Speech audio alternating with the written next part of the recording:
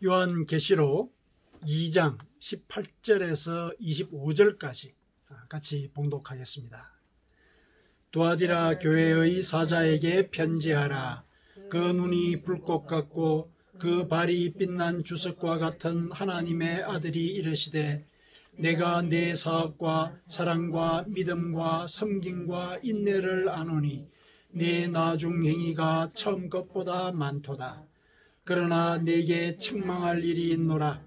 자칭 선지자라 하는 여자 이세벨을 내가 용납함이니 그가 내 종들을 가르쳐 꿰어 행음하게 하고 우상의 제물을 먹게 하는도다.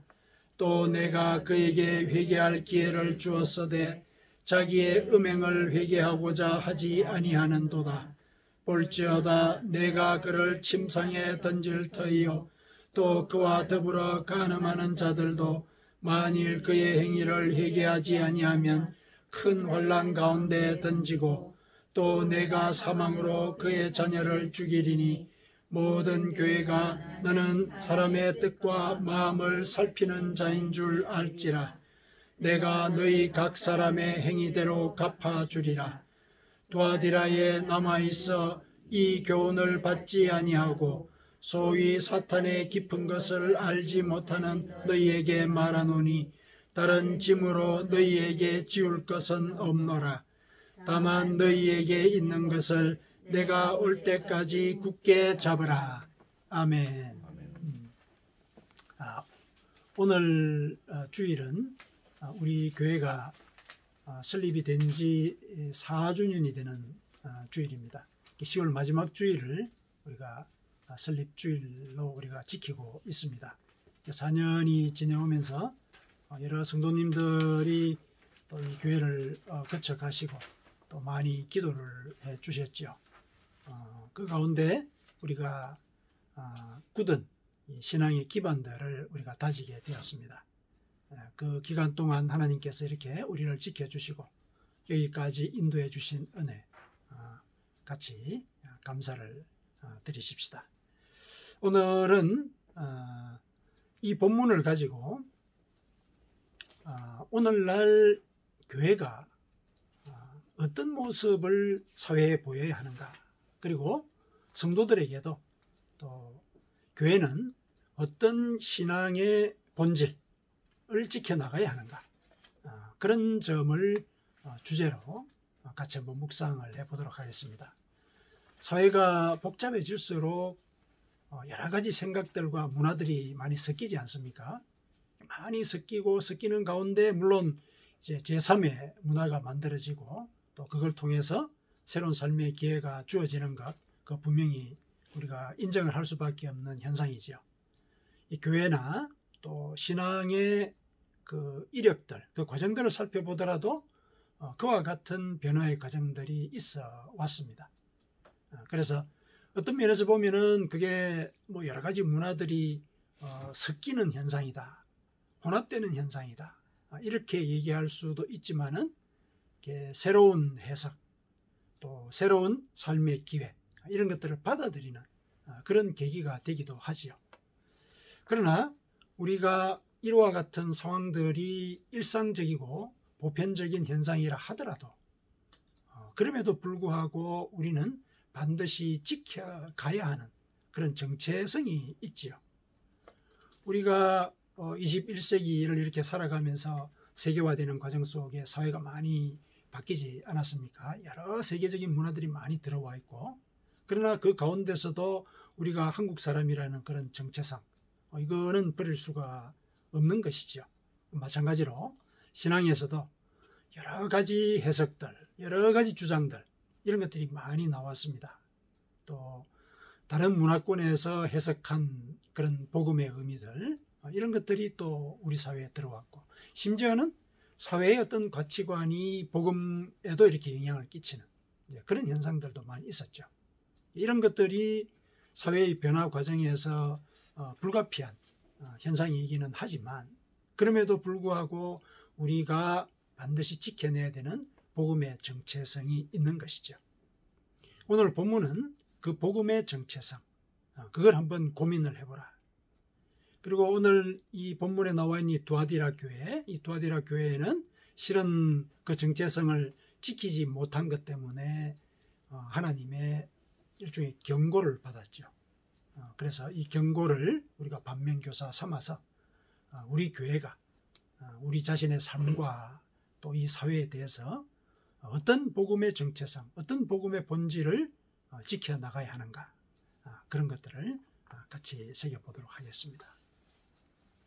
자, 두아디라 교회의 사자에게 편지하노라, 이렇게 되어 있죠. 여기 편지의 발신자가 하나님의 아들이다. 18절에 그렇게 되어 있죠. 하나님의 아들이 이르시되, 이렇게 했습니다. 이 하나님의 아들이라는 이 명칭은 요한계시록에 여기밖에 나오지 않습니다. 그리고 여기에 나온 하나님의 아들은 심판자의 모습을 띠고 있습니다. 심판자의 모습. 왜 그렇게 얘기를 하냐면은 그 발신자를 묘사하는 표현이 그 발이 빛난 주석과 같다. 그리고 그 눈이 불꽃 같다. 그랬죠. 눈이 불꽃 같다라는 것은 불꽃 같은 눈으로 이렇게 살펴본다는 거죠. 분별한다는 얘기예요. 이렇게 갈라놓고 옳고 그런 것을 이렇게 구별한다는 얘기고, 그 다음에 빛난 주석과 같다. 발이. 그건 뭐냐면은 이 반짝이는 그런 그 구두를 신은, 전투화를 신은 전사의 이미지죠. 전사의 이미지. 그래서 이 두 개의 이미지가 합쳐져서 하나님의 그 아들이 전사같이 징벌하는 그런 심판자의 모습을 띠게 됩니다. 굳이 심판자라는 이미지를 거기에 접목을 시킨 것은 뒤에 나오는 내용 때문에 그렇죠. 이어서 나오는 내용 때문에. 자, 심판을 하시니까 우선 선과 악을 구별을 해야 되겠죠. 선한 일이 너희들에게 있었다라고 먼저 얘기를 합니다. 19절에 보니까 너희의 사업과 사랑과 믿음과 섬김과 인내를 안다. 열심히 살았다는 거죠. 그리고 신앙적으로도 본인이 되도록 살았다. 그런데 살았다. 그리고 내 나중 행위가 처음 것보다 많다. 시간이 지날수록 너희들의 이와 같은 열심이 더 커지더라. 더 커지더라. 기쁘다, 이런 말씀이죠. 더 커지더라. 그래서 이와 같은 일에 대해서는 내가 너희에게 이런 보상을 해줄 것이다. 오늘 본문에는 나오지 않는데 밑에 보면은 26절, 28절에 그 상이 나와 있습니다. 이기는 자와 끝까지 내 일을 지키는 그에게 만국을 다스리는 권세를 주리니 내가 또 그에게 새벽별을 주리라. 그래서 새벽별. 새벽별은 여기서 예수 그리스도를 가르칩니다.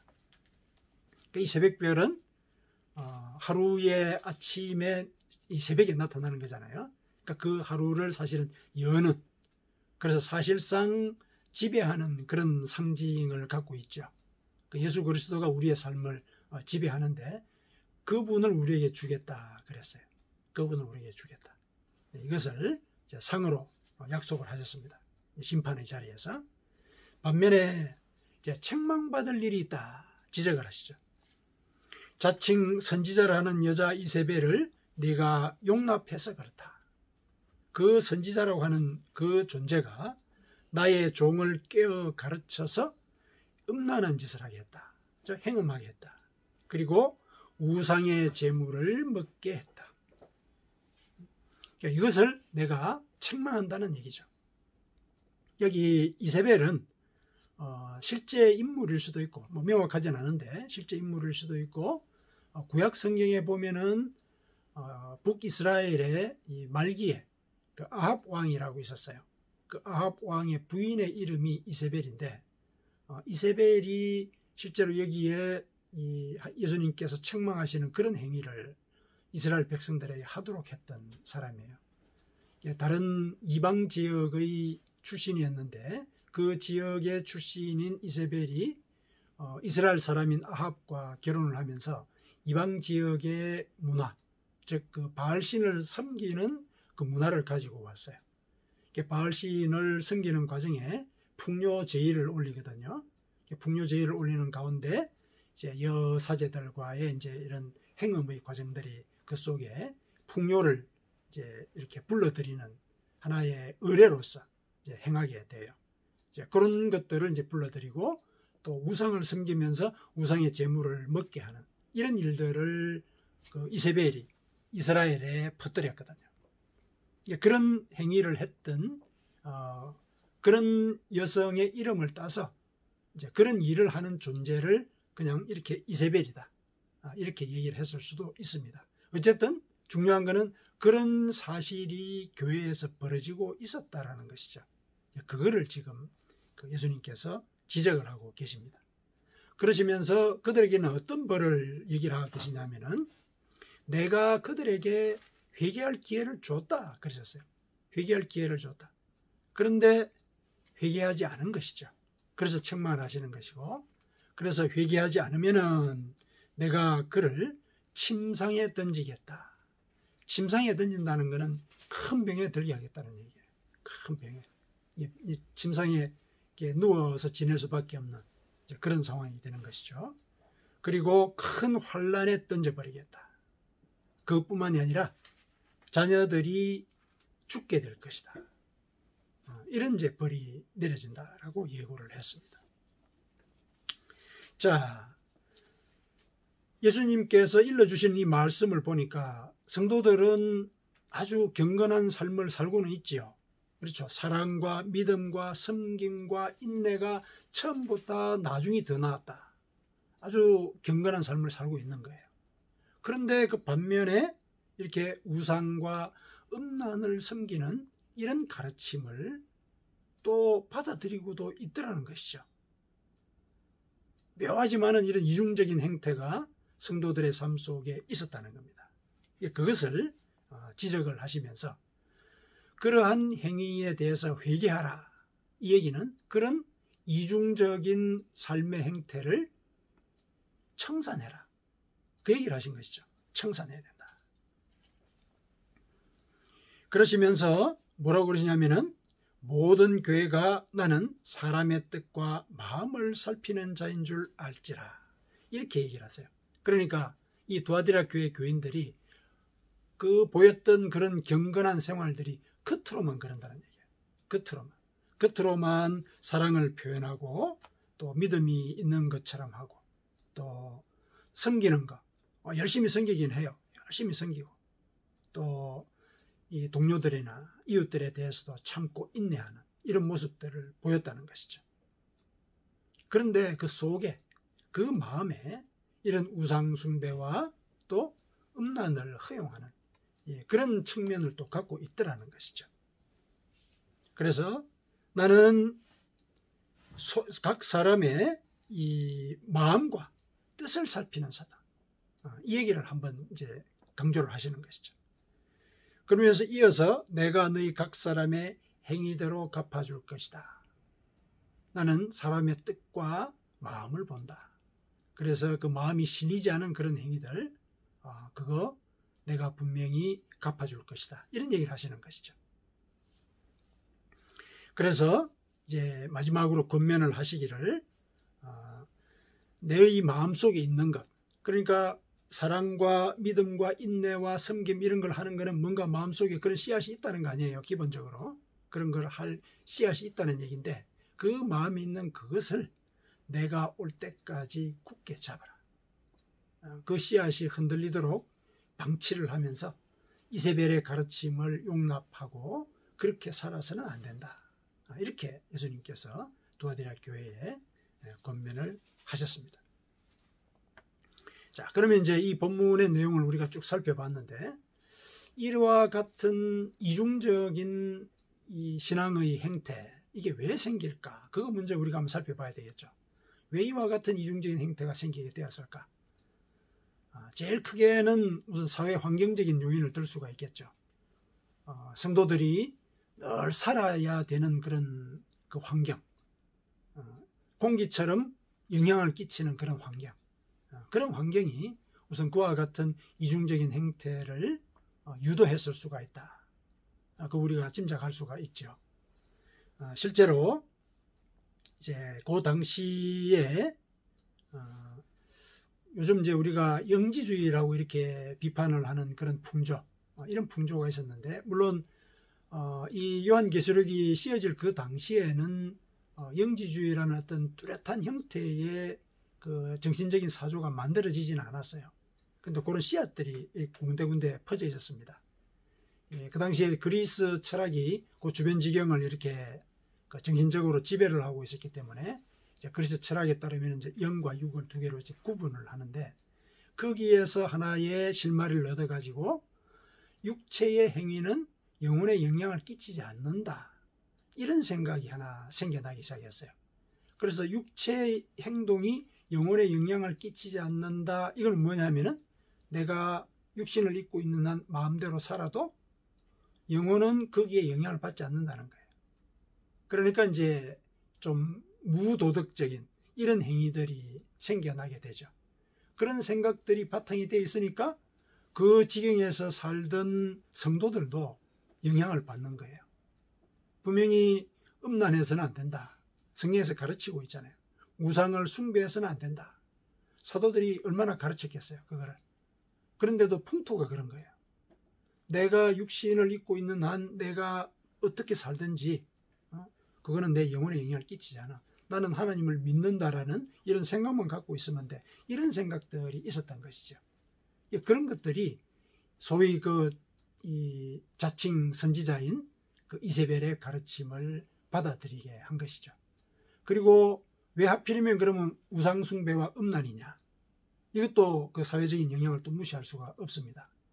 두아디라가 어떤 곳이냐면은 그 자주색 직물, 자주색이라는 게 그 당시에 이제 굉장히 고가로 팔렸거든요. 근데 두아디라 그 지역에서만 그게 만들어졌어요. 그러니까 염색할 수 있는 기술이나 재료가 그 지경에서만 난다는 거죠. 그러니까 그런 이 직물 산업과 염색 산업이 번창을 했었습니다. 그러다 보니까 거기에 자연스럽게 길드가 만들어졌어요. 길드, 일종의 노동조합 같은 거죠. 그리고 생계를 유지하려면은 사람들은 그 길드에 가입이 돼 있어야 돼요.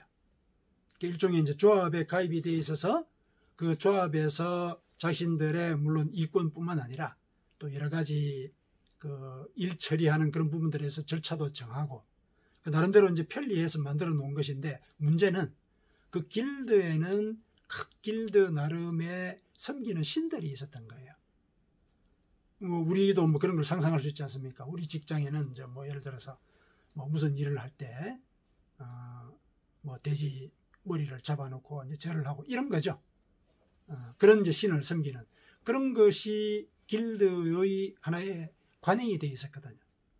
그게 성도들 문제가 되겠죠. 성도들도 생계를 유지를 해야 되지 않습니까? 생계를 유지해야 되거든요. 길드에 들어가야 된단 말이죠.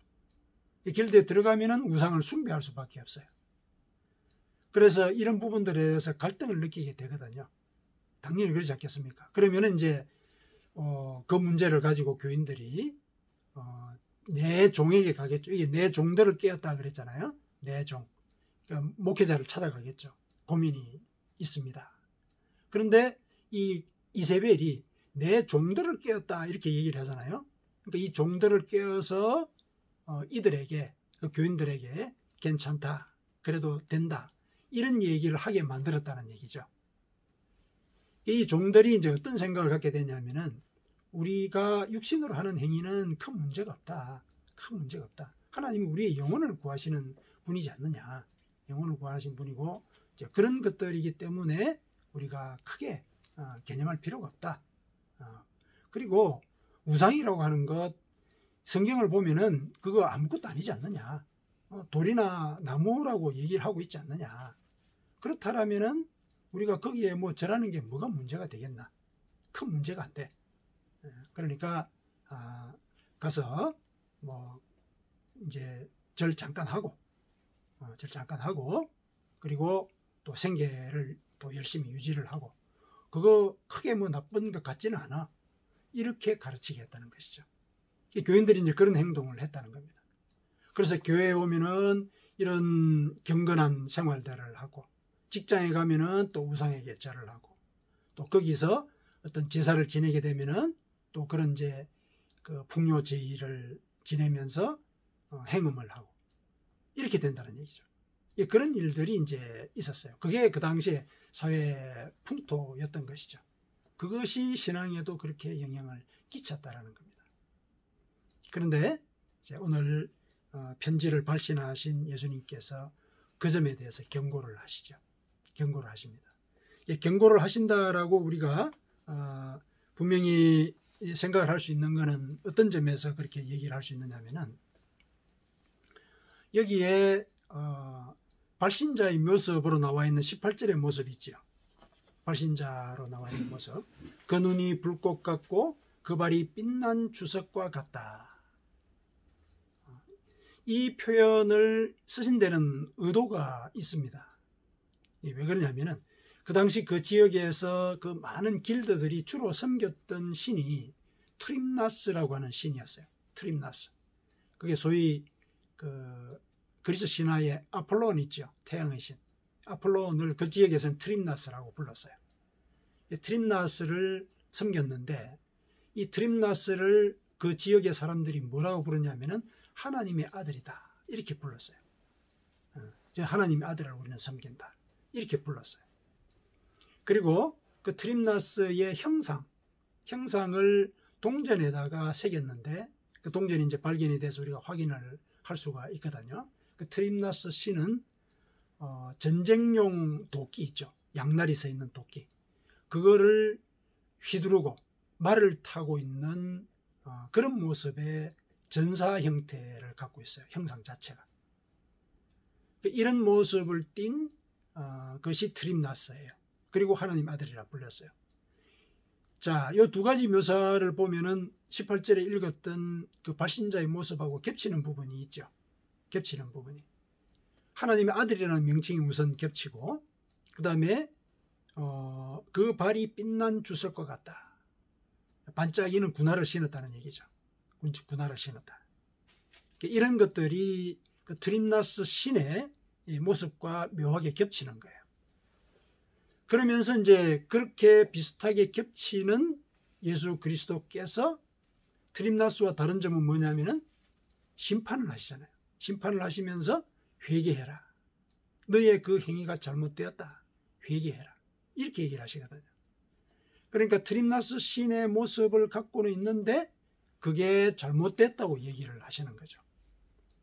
그런 면에서 보면은 지금 이 상황에서 이 네 종들이, 소위 네 종들이 이세벨의 게임에 빠져가지고 그렇게 성도들을 오도하는 것, 그것 잘못되었다, 이렇게 가르친다라고 우리가 얘기를 할 수가 있는 겁니다. 실제로 그 당시에 그 교부였던 이레니우스의 그 글들을 보면은 실제로 그 사람들이, 그 네 종들이, 소위 네 종들이 사람들을 가르쳐 깨어서 행음하게 했다, 이런 얘기들도 있고 우상의 제물을 먹게 했다라는 이런 그 증거들이 있습니다. 기록이 되어 있지요. 또 이 이레니우스는 사도행전에 보면은 시몬 마구스라고 하는 사람이 나와요. 시몬 마구스라는 사람이 나오는데, 시몬 마구스는 누구냐면은 예수님의 제자들이 예수님께 승천하시고 난 뒤에 성령을 받지 않습니까? 그래서 그러고 난 뒤에 사람들에게 안수를 해줘요. 안수를 하면은 사람들이 성령을 받고 병도 낫고 또 막 방언도 하고 이런 일들이 막 벌어졌어요. 근데 그거를 이 시몬 마구스가 봤어요. 근데 시몬 마구스는 뭘 하고 있었느냐면 마술사였어요. 마술사로서 사람들이 마술을 부리니까 막 사람들이 막 신기하다 그러면서 따르는 사람들이 있지 않았겠습니까? 그런데 그렇게 생업을 유지하고 있는데 곁에 보니까 예수의 사도라고 하는 사람들이 와가지고 손을 얹고 기도를 하니까 사람이 바뀌는 거예요. 그래가지고 이 시몬 마구스가 이 사도들을 찾아와요. 찾아와가지고 돈을 주면서 그 능력을 나한테 좀 파시오 그랬어요. 그 능력을 나한테 좀 팔아주시오. 그때 이제 베드로가 꾸짖죠. 하나님의 영을 그렇게 돈을 주고 사고 팔고 하는 거 너가 회개해라. 너 속에 악한 것이 들어있구나 하고 질책을 합니다. 이 시몬 마구스의 이런 행위, 영의 은사를 돈을 주고 사려고 하는 것, 이와 같은 행태, 이것이 이레니우스는 소위 그 영지주의의 뿌리다, 이렇게 지적을 해요. 그래서 영혼이 예를 들어서 중요하기 때문에 육체가 하는 일들, 이거 아무 상관이 없어. 영에 영향을 안 끼쳐. 그러니까 영혼이 중요하니까 육신으로서 할 수 있는 모든 것들을 들여서 영의 능력을 사는 것 큰 문제가 아니야. 이렇게 보는 거죠. 이와 같은 그 행동의 특성이 시몬 마구스에서 드러나고, 시몬 마구스의 그런 행위가 그 당시에 그 중동 지역에 이제 퍼져 있는 정신적인 어떤 그 토대를 이루게 되었다는 것이죠. 그래서 그런 토대 하에서 이 두아디라 교회 교인들도 신앙생활을 그렇게 했다는 거예요. 교회 와서는 열심히 하나님을 섬기고, 직장에 가서는 또 열심히 일하면서 우상을 섬기고 이랬다는 거죠. 그 점을 예수님께서 지적을 하고 계시는 겁니다. 그래서 분명히 너희들이 지켜야 할 것이 있다. 지켜야 할 것이 있다. 물론 세상을 살아가다 보면은 문화가 섞여서 혼합주의적인 이런 경향이 생기기는 한다. 그게 제3의 문화를 만들기도 하긴 하지만은 섞지 말아야 될 것이 있다는 거죠. 섞지 말아야 될 것. 그 신앙의 본질. 우리가 섞지 말아야 될 본질이 뭐 있습니까? 가장 기본적으로 우리가 얘기할 수 있는 신앙의 본질. 제일 먼저 우리가 섞지 말아야 될 것, 하나님은 살아계신다. 하나님은 살아계신다. 그리고 두 번째가 뭡니까? 그분이 피 흘려서 우리를 구원하셨다. 피 흘려서. 육신의 몸을 입고 오셨다는 거잖아요. 피 흘려서 우리를 구원하셨다. 그리고 세 번째가 뭡니까? 우리는 죄인이기 때문에 늘 회개하면서 하나님의 말씀을 따라 살아야 한다. 이 세 가지죠. 이게 우리가 어떤 문화나 어떤 해석이 들어오더라도 섞어버려서는 안 되는, 희석해서는 안 되는 복음의 본질이거든요. 이 구원의 길이잖아요. 그걸 꼭 지켜야 된단 말이죠. 근데 그것을 우리가 혼합하는 그런 일이 있어서는 안 된다. 실제로 두아디라 교회 교인들이 예를 들면은 직장에 가서 행음하고, 그러면 예를 들어서 교회에 와서 회개를 하고 다시는 그러지 말아야 될 거 아닙니까? 안 그런다는 얘기죠. 직장에 가면 또 그런다는 얘기죠. 그러면은 결국은 어떻게 되겠습니까? 신앙생활이라고 하는 게 결국은 겉으로만 하는 거예요. 겉으로만 봉사하고, 겉으로만 사랑의 말을 하고, 이렇게 되는 거죠. 그러면은 두아디라 교회 교인들은 사실상 회개하는 삶을 살지 못하는 것이죠. 회개하지 못하면 어떻게 됩니까? 구원의 길을 벗어나는 것이죠. 그거를 경고를 하신 겁니다. 그래서 섞지 말아야 될 것, 이걸 늘 유념해라. 이렇게 예수님께서 일러주신 것이죠. 물론 우리가 섞지 말아야 된다라는 생각을 갖게 되면은 이제 근본주의적인 어떤 태도 있지 않습니까? 우리가 믿고자 하는 복음을 더 충실하게 지켜야 된다. 그래가지고 문자 그대로 그 복음의 내용을 지키려고 하는 그런 태도, 그 근본주의라 그러거든요. 근본주의적인 태도를 우리가 생각을 할 수가 있어요. 사실 근본주의적으로 행동을 하면은 오염이 될 이유가 상대적으로 줄어들겠죠. 원인들이, 그죠? 그런데 이 근본주의적인 태도에 대해서는 예수님께서는 그렇게 찬성하지는 않으셨어요. 찬성하지는 않으셨습니다. 물론 당신께서 나 이외에는 구원의 길이 없다. 분명히 내가 유일한 통로다. 얘기는 하셨어요. 얘기는 하셨지만은 그 얘기를 하신 것을 가지고 다른 사람들을 배척하지는 않으셨어요. 근본주의의 문제가 뭐냐면은 진실하게 따르겠다는 것은 옳은데 그 따르겠다는 그 태도 때문에 다른 존재를 배척하고 정죄하는 거예요. 그게 문제라는 거예요. 예수님께서 살아가셨던 그 행적들을 우리가 살펴보면은 근본주의에 대해서 어떻게 태도를 취해야 되는지를 우리가 알 수가 있어요. 예수님께서 사셨던 그 당시에도 문화가 막 섞여 있었어요. 많이 섞여 있었죠. 어디서 알 수 있느냐면은 예루살렘 성전 바로 바깥에 예루살렘 그 성전하고 그 다음에 성벽이 있겠죠. 성벽 옆에 이제 양문이 있어요. 양이 왔다 갔다 하는 문이 있거든요. 그 바깥에 베데스다 연못이 있었어요. 그 연못은 거기에는 이런 속설이 있었어요. 천사가 가끔 한 번씩 내려오는데 천사가 물을 슉 이렇게 막 일렁거리면은 그때 사람들이 병자들이 들어가면은 병이 낫는다. 이런 소문이 막 돌았거든요. 그런 소문이 막 돌았어요. 근데 그게 속설이거든요. 그 물이 이렇게 움직였던 거는 실은 그 베데스다 못이 남북으로 이렇게 크게 두 개로 나눠져 있어 가지고 경우에 따라서 이제 북쪽에 있는 저수지의 문을 열어서 남쪽으로 물을 흘려보내는 시간이 있었다고 합니다. 그래서 북에 있는 저수지에 물이 내려오면서 남쪽에 있는 물이 이렇게 일렁거렸던 거거든요. 그런데 그거를 이제 사람들이 천사가 내려와서 물을 일렁거린 것이다. 이렇게 이제 속설로 만들어 가지고 뭐 그게 어떤 영업 행위로 사용됐는지는 분명하지 않은데 일단 이제 그런 일들이 그 주변에서 전개되고 있었어요. 근데 그 베데스다 못가에 누가 있었습니까? 38년 동안 나도 저 물에 들어가고 싶어 하고 앉아만 있던 병자가 있었죠. 병자가 있었습니다. 예수님께서 그 병자에게 다가가셨죠. 뭐라고 그러셨습니까? 네가 낫고자 하느냐? 그 말만 물으셨어요. 네가 낫고자 하느냐?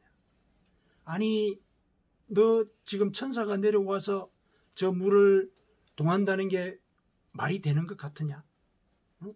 너는 그 속설을 믿고 38년 동안 여기 주저앉아 있느냐? 그 속설이 문제이기도 하지만 네가 더 문제다. 이렇게 질책을 할 수도 있거든요. 근데 그런 말은 하지 않으셨어요. 한마디도 하지 않으셨어요. 본질로 들어가는 거죠. 네가 낫고자 하느냐. 네가 낫고자 하느냐. 그 말만 물으셨어요. 그렇게 해서 이 병자의 하소연을 듣고 예수님께서 네 자리를 들고 일어나 가라. 그 자리에서 고쳐주신 것이죠. 거기에서 우리가 배워야 되는 것이죠. 문화가 막 섞여 있어요.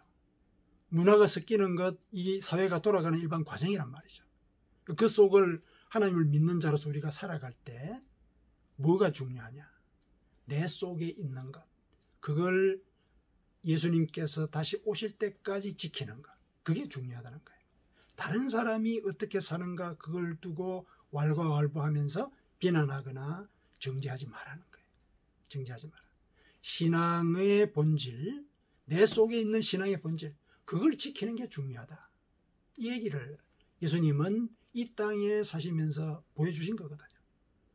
그 중동 지역이 그리스의 그 철학과 또 그 유대교의 그 율법의 전통과 그다음에 기독교가 막 생겼으니까 기독교의 복음, 이것이 막 섞여 있는 그런 지역이었어요. 막 섞여가지고 여러 가지 제3의 이론들이 만들어지기에 아주 이 토양이 많이 이제 복잡한 그런 곳이죠. 그곳에서 예수님께서는 어떻게 살아야 될 것인지를 보여주신 것이죠. 두아디라 교회를 통해서. 네 속에 있는 것, 그거를 내가 올 때까지 지켜라. 복음의 정신, 그게 중요한 것이다. 물론 이제 그 가운데 주변의 일상에서 잘못된 것들에 오염이 되지 않도록 이 경각을 하고 오염이 되었을 때 그거는 교회에서 이제 가르친단 말이죠. 우리가 성경을 읽으면서도 배운단 말이죠. 그러면은 회개해라. 회개해라. 회개하고 다시 그러지 말아라는 얘기죠. 그거를 일러주고 계시는 겁니다. 그래서 이 혼합주의라고 하는 것, 이게 이제 오늘날의 그 교회의 화두예요, 사실은. 그 혼합주의의 하나의 폐해로서 교회에는 이 번영신학이 들어왔지 않았습니까? 그리고 기복적인 태도들이 성도들에게 많이 자리 잡고 있어요, 사실은. 그것도 일종의 혼합주의라는 거죠. 오늘날의 사회가 돈을 숭배하지 않습니까? 예전보다 더 심해졌죠. 돈으로 모든 것들이 다 가능해지는 그런 사회가 되지 않았습니까? 그런데 예수님께서 분명히 얘기하셨죠. 하나님과 재물, 이 두 개를 동시에 섬기지 못한다. 너희 인간들은 못 섬긴다. 그 두 개의 존재, 두 주인을 동시에 못 섬긴다. 시간이 지나면은 언젠가는 누군가에게는 잘하고 누군가에는 잘 못하는 이런 일이 꼭 벌어지게 되어 있다. 그러면 구원의 길을 선택해야 되지 않느냐. 이게 예수님께서 가르치신 말씀이거든요.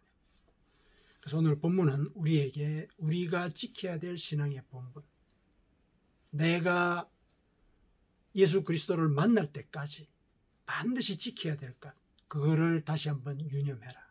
유념해라. 그러면은 우리에게 새벽별이 주어질 것이다. 예수 그리스도가 나와 동행하는 그런 삶이 이루어진다는 것이죠. 예수 그리스도가 나와 동행하게 되면은 우리의 생업의 문제, 거기에도 돌파가 생깁니다. 우리를 굶어 죽게 하지 않으세요. 내가 우상을 숭배하지 못하겠다 해서 길드를 내가 탈퇴를 했다. 굶어 죽이지 않으십니다. 그러나 이제 그 전에 먼저 회개하고, 그래서 내 속에 새벽별이 임해야 되는 것이죠. 그랬을 때 우리는 예수 그리스도가 나의 삶을 주도하고 인도하시는 그런 삶을 우리가 살아갈 수 있게 되는 것이죠.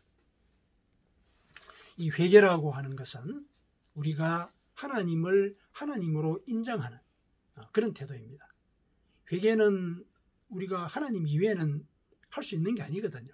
뭐 다른 사람에게 이제 용서를 구하고 이런 것도 있지만 우리가 회개라고 하는 것은 하나님 앞에 하는 거예요. 그럼 우리가 회개한다는 것은 하나님을 하나님으로 인정한다는 얘기죠. 하나님은 자기를 인정하는 사람을 인정하신다 그랬어요. 분명히 그렇게 얘기를 하셨죠. 마태복음 10장 32절에서 33절에 누구든지 사람 앞에서 나를 시인하면 나도 하늘에 계신 내 아버지 앞에서 그를 시인할 것이요. 누구든지 사람 앞에서 나를 부인하면 나도 하늘에 계신 내 아버지 앞에서 그를 부인하리라. 우리가 1대1의 관계에서 하나님을 인정하는 것, 그거는 회개하는 거예요. 회개하는 것. 하나님을 인정하는 것. 그렇게 회개를 할 때 하나님께서 우리 속에 구원의 길로 심어주신 그것을 예수님을 만날 때까지 지켜갈 수 있도록 인도를 해주십니다. 우리가 이제 그와 같은 삶을 살고 또 이 세속에 대해서도 회개를 가르치고 회개하는 자로서 살 때 어떤 삶을 살 수 있는지를 증거로 보여주는 그런 삶을 살아가도록 하십시다. 아멘.